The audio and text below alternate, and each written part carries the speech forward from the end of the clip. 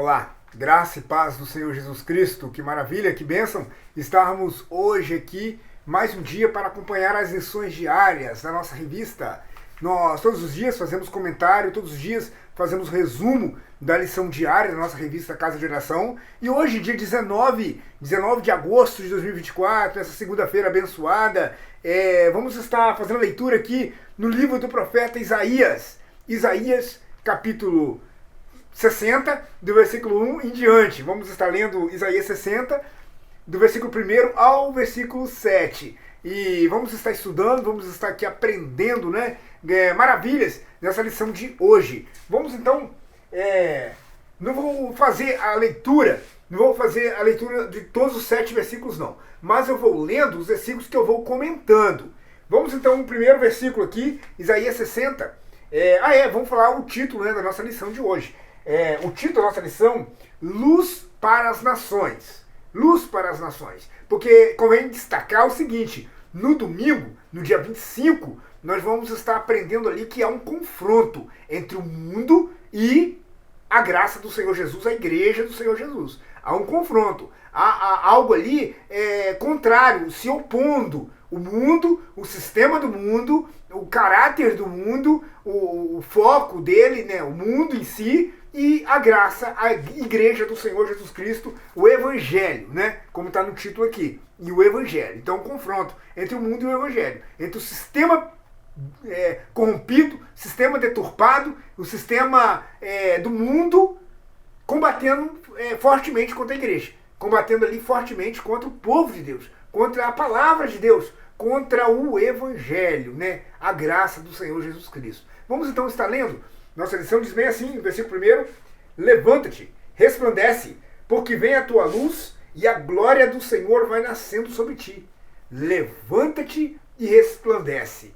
Vemos aqui diretamente a palavra de Deus incumbindo nós, os cristãos, a igreja, de brilhar por Cristo, brilhar por Jesus. Levanta e resplandece. Nós não devemos ficar fechados entre nós, nós não devemos ficar reclusos entre nós. Até falamos de uma lição aí que foi em João capítulo 20, que os discípulos estavam com as portas trancadas entre si. E eles fecharam as portas, cerraram as portas entre si e ficaram ali, trancados no mundinho deles. Nós não devemos ficar trancados nos nossos mundinhos, reclusos, retraídos no nosso mundinho, mas nós devemos levantar e resplandecer, e levantar e brilhar. Brilhar por Cristo, brilhar por Jesus, brilhar resplandecendo ali a iluminação dele, a glória que vem dele. Tanto nesse versículo 1 fala isso aí. E a glória do Senhor vai nascendo sobre ti. Olha que maravilha. A glória de Deus sobre nós. Olha que bênção. A glória do Senhor brilhando em nós, resplandecendo em nós, e nós agora mostrando essa luz para o mundo. Nós agora resplandecendo essa luz para o mundo. Olha que maravilha. Então vemos aqui o primeiro passo para o cristão brilhar por Cristo. Para a glória de Deus. Brilhar por Jesus. Resplandecer a luz do Senhor Jesus. Porque eis que as trevas cobriram a terra, e a escuridão os povos. Olha, eis que as trevas cobriu a terra. A treva cobriu o mundo. Aí que vemos aí, então, se há um confronto, a lição de domingo, de novo eu estou aqui falando a lição de domingo. A lição de domingo vou estar colocando aqui para vocês estarem vendo o confronto entre o mundo, o confronto entre o que o mundo enxerga, o que o mundo prega, o que o mundo defende. Então nós vemos aí que há um confronto entre o mundo e o evangelho, que é a palavra, a igreja, Há esse confronto. E vemos que um dos primeiros pontos aí desse confronto é por quê? Porque o mundo está em treva, o mundo está cego, o mundo não sabe para onde vai, o mundo está perdido, o mundo está desorientado, o mundo não tem a palavra como guia dele, o mundo não tem o evangelho como a luz dele, o mundo está perdido. E perdido como está em trevas e densas trevas. Trevas profundas, igual as trevas das pragas do Egito. Lembra? Lá as trevas eram tanto que as pessoas tinham que apalpar, não tinha como ver, tinha que ir levando a mão para ver se tinha um objeto, ó, tem uma obstrução aqui, ó, tem uma parede ali, ó, aí para não tropeçar, tinha que ir apalpando, porque senão corria o risco de tropeçar por cima de um objeto, virar cambalhota, até quebrar uma perna, um braço. Vê só, eram as trevas da praga do Egito. E eu quero falar para ti que as trevas do pecado, as trevas da iniquidade, é muito pior que essa treva foi o castigo das pragas do Egito. Muito pior. Porque essas trevas é a escuridão do pecado, a escuridão da desobediência. E as trevas espirituais têm consequências muito mais danosas, têm consequências muito piores do que as trevas da praga do Egito. Que durou por um tempo e depois ela passou, depois ela cessou. As trevas espirituais, elas só cessam, as trevas espirituais, elas só acabam depois que a pessoa conhece Cristo, se rende aos pés de Cristo, confessa o Senhor Jesus como o Senhor e Salvador da vida dele, e a partir de então, caminhando com Cristo, andando para Jesus, depois de convertido, agora tem luz. Porque Jesus disse que eu sou a luz do mundo, e aquele que me segue não andará em trevas, mas terá a luz da vida, a luz verdadeira. Vemos então que só depois que o homem se encontra com Cristo é que ele deixa as trevas espirituais, que ele deixa a treva do pecado. E essas trevas, a consequência dela é o inferno. Porque a escuridão, a gente não tropeça? Não falei da praga do Egito? Nós não tropeçamos? Nós não vemos para onde estamos indo? A treva nos cega os nossos olhos? E é isso que acontece com as trevas espirituais. A treva do pecado cega o homem e o homem vai caminhando passos largos para o inferno sem perceber. Vai caminhando passos largos para a perdição sem perceber, sem notar. Porque a treva cegou os olhos deles. Igual a praga do Egito. A diferença é que a praga do Egito foi uma treva temporária e treva física. E as trevas espirituais é uma treva que pode levar o homem para o inferno e ela só vai passar, ela só vai cessar depois que o homem se encontra com o Senhor Jesus Cristo, crê nele e confessa ele como Senhor e Salvador. E o versículo 2, dizendo ainda, terminando ele, mas sobre ti virá seguindo, mas sobre ti o Senhor virá surgindo e a sua glória se verá sobre ti. Aí, de novo falando a glória de Deus sobre ti. Onde havia treva, onde havia perdição, onde havia pecado, onde abundou o pecado, superabundou agora a graça de Deus. Então nós vemos aqui agora a glória do Senhor tomando espaço, tomando lugar do convertido, tomando o espaço daquele homem, daquele ser que até então estava enganado pelo pecado. Estava na escuridão do pecado. Agora ele se converte e a glória do Senhor se vê sobre ele. Agora ele resplandece a glória do Senhor. Agora os homens vão ver ele, a mudança dele, vai ver a transformação que Deus fez na vida dele e vai glorificar a Deus. Vai ver a mudança agora que houve na vida dele, a transformação, e agora as pessoas vão falar, nossa, glórias a Deus. Louvado seja Deus, só Deus para transformar mesmo uma pessoa dessa, um viciado desse, só Deus para transformar mesmo um criminoso desse. Mas Deus faz a obra, mas Deus transforma. Em lições passadas nós não falamos de Paulo. Paulo de perseguidor não se transformou em missionário, de perseguidor não se transformou em um servo de Deus. Pois é, nós estudamos isso em lições passadas e vemos que isso, claramente que isso é possível nos dias de hoje. Porque aonde abundou o pecado, superabundou a graça. O Senhor Deus vem transformando, mudando, renovando. Falamos aí na lição semana passada, não sei se foi na lição de sexta-feira, na lição de sexta, falamos da lavagem da regeneração do Senhor, né, pela palavra. Então a palavra tem poder de lavar, tem poder de transformar. Aí quando há essa transformação, um homem pecador, cometia pecados, cometia crimes, um homem agarrado no vício, no álcool, e agora é um novo homem. Agora foi transformado, regenerado. A palavra lavou, regenerou ele. As pessoas vão acabar dando glória a Deus. Vão ver a glória de Deus nessa pessoa. Vai acabar vendo como Deus é grande de fazer uma obra na vida dessa pessoa. E por isso está aqui. A glória de Deus se verá sobre ti. E os gentios, versículo 3. E os gentios caminharão à tua luz. E os reis ao resplendor que te nasceu. Os gentios, perdão, os gentios, agora aqui vemos que os gentios estavam no plano de Deus desde antigamente. Os gentios estavam no plano de salvação de Deus desde antes de Abraão.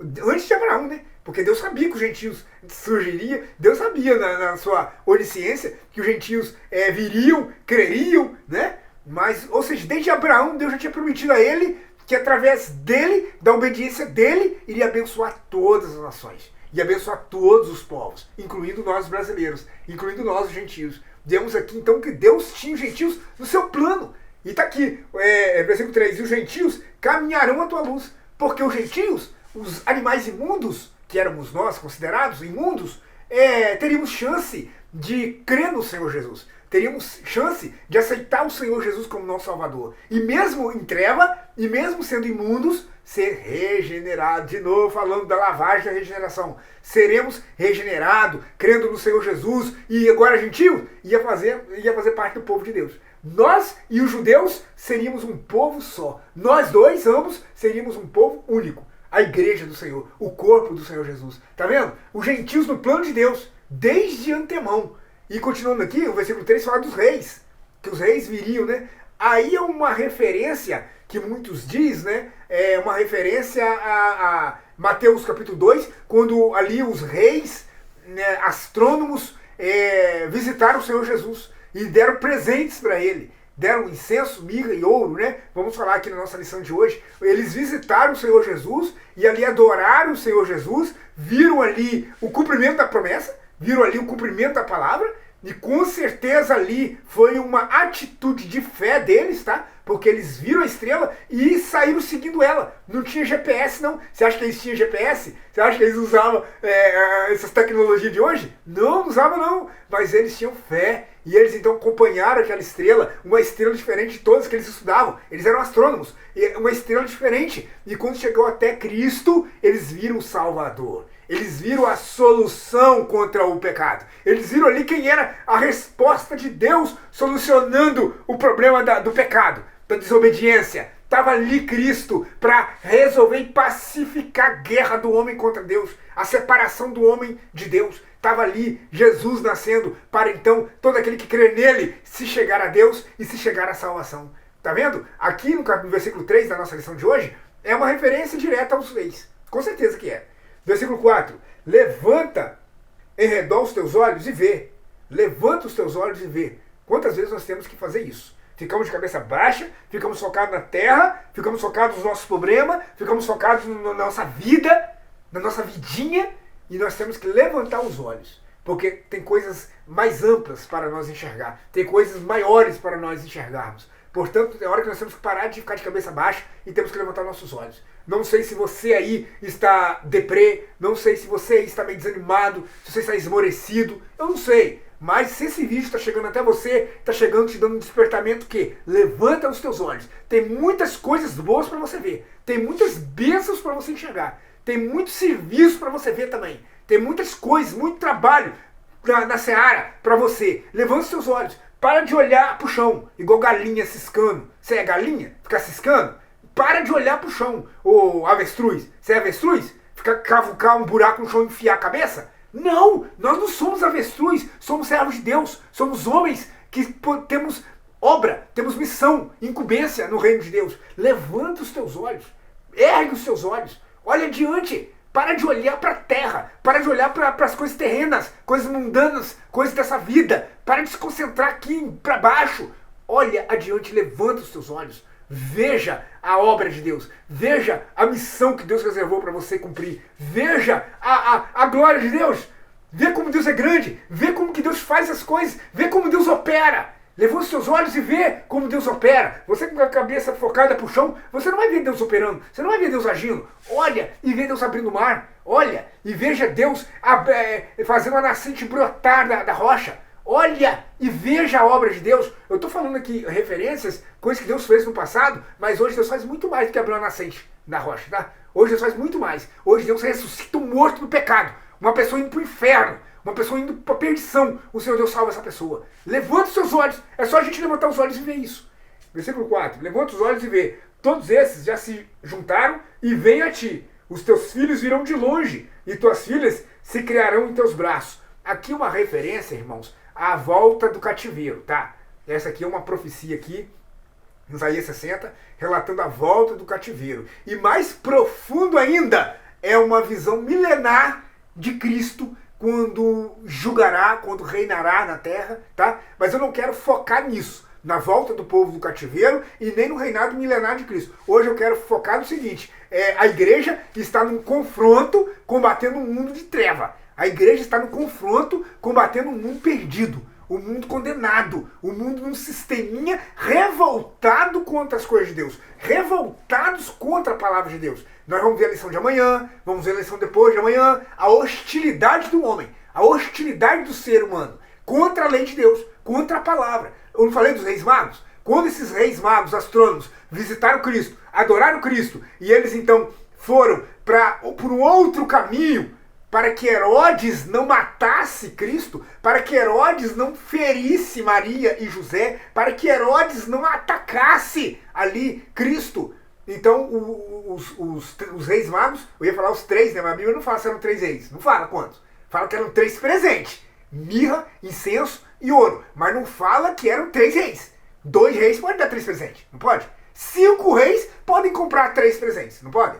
Pois é. Não fala que eram 3 reis, não. Mas diz a tradição que era 3 reis. Não sei, a Bíblia não fala. A Bíblia não fala que eram 3. Mas quando eles foram advertidos para voltar por outro caminho, nós vemos aí claramente o seguinte, que o mundo é hostil contra o plano de salvação. O mundo é hostil contra Deus, contra o Evangelho, contra a igreja. O mundo é hostil contra a palavra. E, né, vamos estudar isso amanhã, especificamente, e depois de amanhã. Mas hoje aqui nós estamos vendo a glória do Senhor. Hoje aqui o título da nossa lição é Luz para as Nações. Hoje aqui é falando do plano de Deus para os gentios, o plano de Deus para o homem, que anda em treva. Quer salvar ele, iluminar ele, resgatar ele da perdição e levar ele para o céu. Basta ele crer no Senhor Jesus. Basta ele se arrepender dos seus pecados e aceitar Cristo como Salvador. Né? Hoje a lição está falando disso.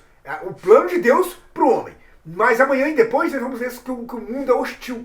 O mundo ele se revolta contra os planos de Deus. Ele não aceita os planos de Deus. Ele é completamente revés aos planos de Deus. Por quê? Porque os planos de Deus às vezes condenam o pecado dele. O plano de Deus às vezes vai reprovar o comportamento de treva dele. Vai reprovar o comportamento desenfreado do pecado dele. E o mundo então tem uma forma de viver completamente contrária aos planos de Deus. O mundo quer portas abertas à prostituição. O mundo quer portas abertas à pornografia. O mundo quer portas abertas ao vício. Qualquer vício. Vício dos jogos, vício do álcool, vício das drogas, qualquer vício, tabaco. O mundo incentiva cada vez mais você consumir, comprar. E os planos de Deus, às vezes, é contrário a esse sistema temporário, esse sistemazinho passageiro, esse sistemazinho tão confuso, esse sistemazinho tão inseguro, incerto, duvidoso. A palavra de Deus é contrária. E o Senhor Jesus quantas vezes mostrou que o reino dele não é deste mundo? Quantas vezes o Senhor Jesus falou, né? Quando Pedro tentou defender ele lá, cortando a orelha de um servo lá, Jesus falou que ele poderia pedir livramento, mas o reino dele não era desse mundo, não. Ele falou isso com Pilatos, o meu reino não é desse mundo. Por quê? Esse mundo, ele tá com um tapa-olho focado só nessas coisas passageiras temporais. No sucesso, na fama, na ganância, no poder, na política, no controle do sistema, controle da tecnologia, dinheiro, né? Não é isso aí? O mundo está focado nisso. E o plano de Deus não é essas coisas bobas, que um dia passará, que um dia acabará. Os planos de Deus não é nessas coisas. O plano de Deus é nas coisas eternas. Depois que você partir desse mundo, olha o Silvio Santos, depois que você partir desse mundo, para onde vai a sua alma? Para onde você vai? Partindo daqui, cheio de fama, cheio de dinheiro, cheio de tecnologia, partindo daqui, cheio de coisa, de luxo, para onde você vai? Para o céu ou para o inferno? É isso que Deus se preocupa. É isso que Deus quer tratar. A nossa lição é disso aí. O que eu falo aqui é isso. É o plano de Deus para a salvação do homem. É luz para os homens. E o homem tem tendência de revoltar-se contra Deus. Tem tendência de não concordar com os planos de Deus, não concordar com a palavra de Deus. E aqui no versículo 4, nós vemos que muitos iam vir de longe. Por quê? E estavam espalhados perseguidos, né, cativos, e iriam vir se juntando, né? Por isso viriam de longe. Verso 5. Então verás, serás iluminado, e o teu coração estremecerá, e se alargará, porque a abundância do mar se tornará a ti, e as riquezas das nações virão a ti. Mais uma referência que eu estou falando ali, a volta do cativeiro. Vemos o mar, o comércio. Então o povo de Deus ali iria ter uma vida normal, iria ter uma vida abençoada, né? Tá falando do comércio, que eles iam voltar a comprar, ia voltar a se vestir bem, ia voltar a se calçar bem, ia voltar a ter uma sua motinha, ia ter seu carrinho, né? Claro, naquela época não tinha, mas eu estou querendo dizer, Deus dizendo que iria abençoar, e o povo ia voltar a viver, né? Por isso é uma referência ali à volta do cativeiro, mas eu não quero focar nisso, como eu estou dizendo. Verso 6, a multidão de camelos se cobrirá, e os dromedários de Midian e de Efá, falando de novo ali do retorno das pessoas, e vindo, trazendo consigo o mercado, trazendo consigo dinheiro, trazendo consigo, né, a vida, o comércio, a vida normal. Que servirão, com agrado subirão ao meu altar e glorificarei a casa da minha glória. Aqui, vamos estar lendo aqui o versículo 7. Todas as ovelhas de Quedar se congregarão a ti, os carneiros de Nebaiote te servirão, com agrado subirão ao meu altar e eu glorificarei a casa da minha glória. Olha aí que coisa importante aqui. O versículo 6, faltou uma coisa importante. Deixa eu ler o versículo 6, para a gente encerrar a nossa lição. A multidão de camelos te cobrirá, os dromedários de Midian e de Efá. Todos virão de Sabá. Um detalhe importante aqui, virão de Sabá. Você sabe o que significa isso? Sabá, de lá onde aquela rainha, em 1 Reis, capítulo 10, veio para visitar Salomão, conhecer Salomão, ouvir Salomão, né? E ali então que ela ouvia mitos, ela ouvia boatos, ela ouvia lenda, ela ouvia histórias. Agora ela queria ir atrás de Salomão e conhecer ele pessoalmente. Se é lenda, se é um mito, se é realmente lenda ou se ele é real. E se realmente ele é sábio mesmo, se realmente ele existe mesmo. Então a rainha de Sabá, ela saiu de lá, sabe qual era a distância dela até Israel? Mais de 2.000 quilômetros. Olha a distância que essa rainha saiu com a sua comitiva, com ouro, com camelos, servos. Olha só a distância que ela percorreu no lombo de um camelo de lá da onde ela morava, Sabá, até Israel. Para quê? Para conhecer Salomão. Para quê? Para ouvir Salomão. Descobrir que ele é real. Descobrir que ele é de verdade. Para ver ele, que realmente se é o que o povo fala, se é o que as pessoas falavam dele. A rainha de Sabá veio de uma distância de 2.000 quilômetros para ouvir Salomão. E então chegou à conclusão que ele é real. Então ela viu que é verdade. Ela acreditou, ela ouviu das palavras do próprio Salomão, ela viu ele, ela pôde presenciar ele, e ela saiu, sabe, então, hoje essa região é o Iêmen, vou colocar aqui para vocês verem mais ou menos a distância, olha aí, ó, a distância que ela percorreu, então você verifica, hoje é a região do Iêmen, a distância é longa, ela fez esse percurso só para conhecer Salomão. Aí eu quero falar para você, e por causa de Cristo, você teria coragem de fazer que sacrifício por ele? Você caminharia por Cristo 2.000 quilômetros? Mas o Senhor Jesus não está te pedindo para caminhar 2.000 quilômetros, não. Ele está te pedindo só para crer no que ele fala. Ele está te pedindo só para você crer nele, crer nas palavras dele. Ele está pedindo só para você aceitar ele como Senhor e Salvador. Todo aquele que ouve a minha palavra e crê naquele que me enviou tem a vida eterna. João 5, versículo 24. É isso que ele quer. Que você ouça a palavra dele, esta daqui, e creia nele, confesse ele, aceita ele como Senhor e Salvador. Não precisa andar, não. É isso que ele quer. A rainha de Sabá teve coragem de fazer um deslocamento longo para ver e conhecer Salomão e ouvir Salomão. E quando ela fez isso, ela voltou maravilhada e deu presentes para Salomão. Deu presentes para ele e voltou para a casa dela, para a terra dela maravilhada. E você, que tem hoje a oportunidade de se encontrar com Cristo. E Cristo é muito mais que Salomão. Cristo é muito maior que Salomão. E você hoje que tem a oportunidade de estar aqui ouvindo a palavra de Cristo. Todo aquele que ouve a minha palavra e crê naquele que me enviou tem a vida eterna. Hoje você tem a chance de ouvir a palavra dele e crer nele. E deixar presentes. Presentes para o Senhor Jesus? Deixar ouro para ele? Igual a rainha de Sabá fez com Salomão? Deixar ouro? Deixar pedras preciosas para Jesus? Não. O maior presente que ele quer é a sua vida. O maior presente que ele quer é que você dê a ele seu coração, sua vida, que você se entregue para ele. É o maior presente que ele quer. Os reis, de novo, pela terceira vez falando dos reis astrônomos, reis magos, cada um deles foram visitar o Senhor Jesus, adorar o Senhor Jesus, e eles deixaram 3 presentes. Deixaram incenso, mirra e ouro. E hoje, quando nós vamos ao encontro de Cristo, quando nós vamos nos render aos pés de Cristo, sabe qual é o presente que ele quer? Não é incenso e mirra e ouro, não. Sabe qual é o incenso que ele quer? Tua vida, teu coração, que você se entregue a ele, aceite ele como Senhor e Salvador. É o que você pode fazer.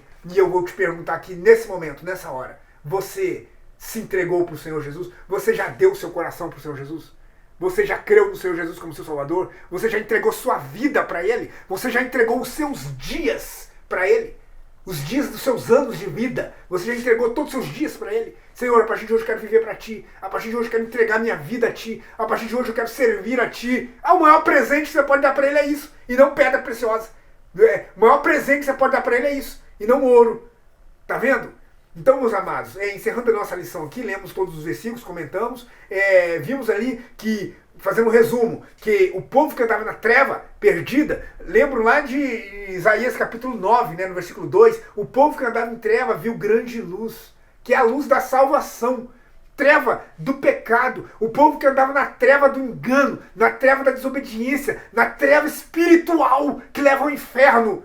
Esse povo teve a oportunidade então de ver a luz do Senhor Jesus, Cristo, a luz do mundo, aparecendo para ele, oferecendo vida eterna e salvação.